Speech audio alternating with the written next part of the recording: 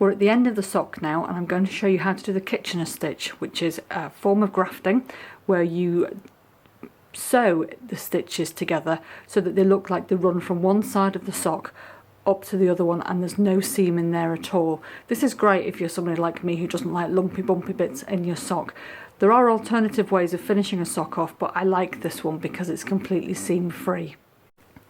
Now we start off by doing 2 setup stitches. Some people don't like to do the setup stitches because they feel that it gives them an ear, a sticky out bit at the start of the sock. So if you don't want to do the next 2 stitches, then you don't have to, and then you can start the Kitchener stitch from the next part of the technique that we're doing. So the setup stitch, I am going to go purlwise with my tapestry needle. Let me tell you a little bit about this. I've cut a length of about 12 inches, about 30 centimetres, and I've got it threaded through a wool or a tapestry needle, and that's how I'm going to work the stitch. So I'm going to sew in and out of each stitch, and that's what will bring the 2 together to create this seam-free join. So I'm going to put my needle purlwise into the first stitch and pull the yarn through. On the first stitch of the back needle, I'm going to put this knitwise and pull it through. And they're the 2 setup stitches, and if you don't want to do those, then this is where you start the Kitchener stitch proper. So I'm going to go knitwise into the first stitch. Now it's important to try and keep your yarn quite tight here, and always keep it underneath the needles so that you don't end up catching it and making a big loop. So having gone knitwise through that first stitch, I slide it off the needle, and then I put my needle purlwise through the next stitch.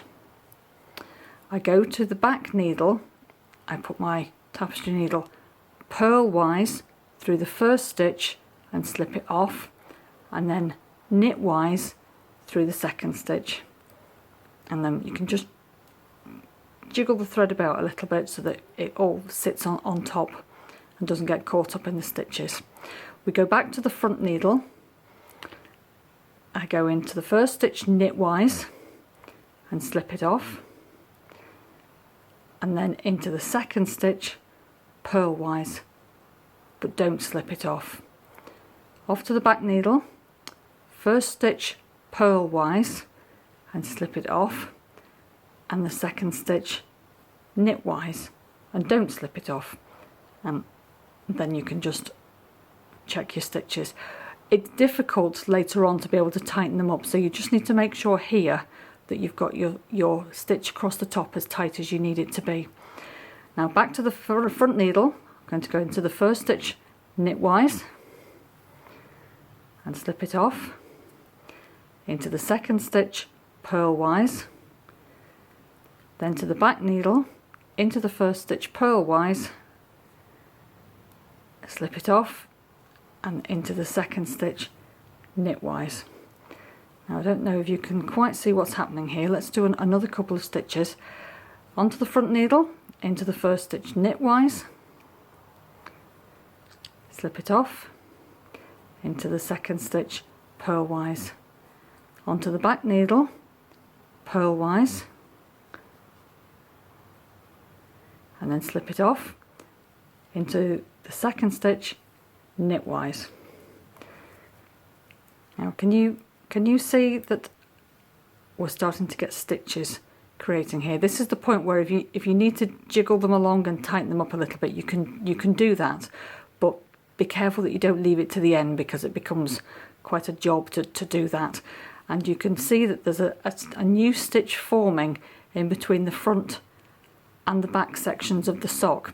I'm going to go along the way to the rest of the sock, and I'll show you how we finish off the Kitchener stitch, and you'll be able to see how the rest of the stitches are formed.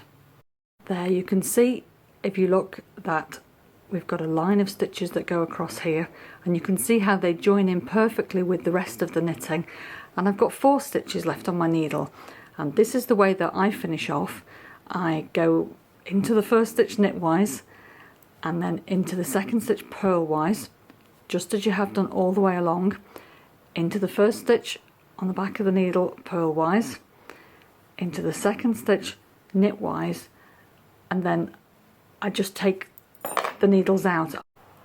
I don't worry about the yarn not going back through these stitches because the fact that it's already gone through once will hold it.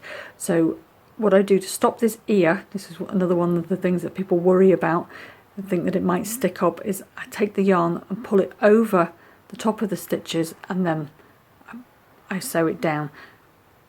And you can't tell if you're using the same colour yarn as your sock anyway, and then it's up to you how you choose to weave this end in. You could weave it in on the inside, you could weave it along those stitches if you wanted to.